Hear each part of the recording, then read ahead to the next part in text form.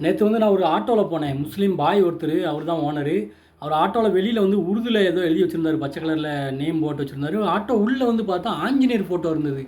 "என்ன பாய் நீங்கள் இந்துவா எதுவும் மாற போகிறீங்களா? ஆஞ்சநேயர் ஃபோட்டோலாம் வச்சுருக்கீங்க" அப்படின்னு சொல்லி கேட்டதுக்கு அவர் சொல்கிறாரு, "கொஞ்ச நாளைக்கு முன்னாடி இந்த ஆட்டோவை நான் வாடகைக்கு விட்டேன். அப்போ வந்து ஒருத்தர் இந்து தான் போனார். அவர் வந்து இந்த ஆஞ்சநேயர் ஃபோட்டோ வச்சுருந்தாரு. அதை எடுக்கிறதுக்கு எனக்கு மனசே இல்லை. அது அப்படியே இருக்கட்டும், நல்லா தானே இருக்குன்னு சொல்லி நானும் வச்சுட்டேன்" அப்படின்னு சொல்லி சொன்னார். பார்க்குறதுக்கு ரொம்ப ஆச்சரியமாக இருந்தது. ஏன்னா முஸ்லீம் வந்து அவங்களோட ஃபோட்டோ, அவங்க மதத்தை பற்றி கூட உள்ள ஆட்டோவில் வைக்கல. இந்துவில் ஆஞ்சநேயர் வச்சுருக்காங்க. மற்ற மதத்துக்காரங்களை எப்படி மதிக்கிறாங்க அப்படின்னு பாருங்களேன். இன்றைக்கி காலையில் கூட ஒரு சம்பவம் இதே மாதிரி பார்த்தேன். ஒரு பையன், எனக்கு தெரிஞ்ச பையன் தான், பாய், அவனும் முஸ்லீம் தான். அவன் வந்து பைக்கு வெளியே நின்னுது. என்னடா இவன் பைக்கு இங்கே நிற்குதுன்னு சொல்லி இப்போ பார்த்தா, அவன் பைக்கில் பின்னாடி இந்த இந்துக்குள்ளே அந்த ஓம் சிம்பிளும் இந்த நாமம் போட்ட மாதிரி போட்டு வச்சுருக்காங்க. சிவலிங்கம் மாதிரி வரைஞ்சி வச்சுருக்காங்க. "என்ன பாய் நீங்கள்?" அப்படின்னு சொல்லி அவன்கிட்ட கால் பண்ணி கேட்குறேன். "நீங்களும் இந்த மாதிரி பைக்கில் இதெல்லாம் போட்டு வச்சுருக்கீங்க?" அப்படின்னு சொல்லி கேட்டதுக்கு, "பைக்கை வந்து நான் வேறு ஒருத்தங்கிட்ட இருந்து வாங்கினேன். அவன் முன்னாடி வந்து வச்சுருந்தான்.